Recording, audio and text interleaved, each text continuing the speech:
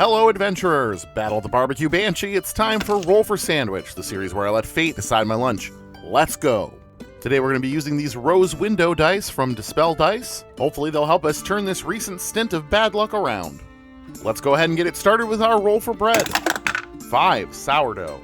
I've got this large farmhouse sourdough today, and even though it doesn't fit in my toaster very well, we're still going to go ahead and use our toast bread cantrip to get a few slices toasted up here. Toasting works just fine under our current curse since it only affects leveled spells. And there we go, despite its size, I was able to get a pretty decently even toast. Next up, let's roll for main. 11, roll 2. Alright, rolling for 2 mains. Double 10s, double roast beef. Alright, well it looks like the dice have graced us with an extra large portion of roast beef. Roast beef can at times be a little dry, so a double portion of it is not ideal, but at least it will be better than a double portion of cod liver. Let's roll for some cheese. 4, Laughing Cow garlic and herb.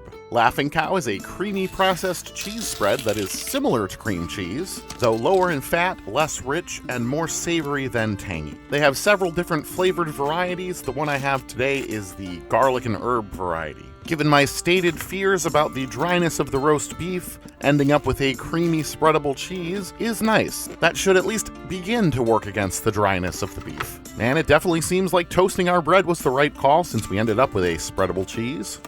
Let's roll up some roughage. 7 kimchi and 11 none. From doubled up mains to single roughage. The dice are playing with portions today, though if they were going to give me any single roughage on this one, kimchi was a good choice. It's definitely going to do work towards making our sandwich less dry, and will add both acid and a little bit of heat to our sandwich. Time to walk on the wild side.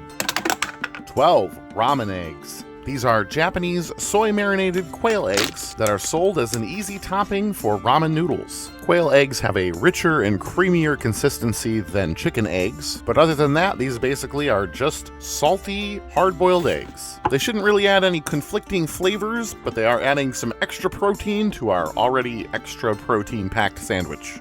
And last but not least, it's the D20 sauce roll. Here we go. 15 Jilted X barbecue sauce. Jilted X is a sweet then spicy Kansas City style barbecue sauce coming to us from just outside Chicago. It's nice and thick and should be right at home on some beef. Should share a lot of the same flavors with the kimchi, so our overall taste profile should be pretty cohesive. Let's go ahead and get our sandwich closed up here. Get our toothpicks in to hold it together, and let's get it cut in half. And let's take a look at that cross-section. That's a lot of beef.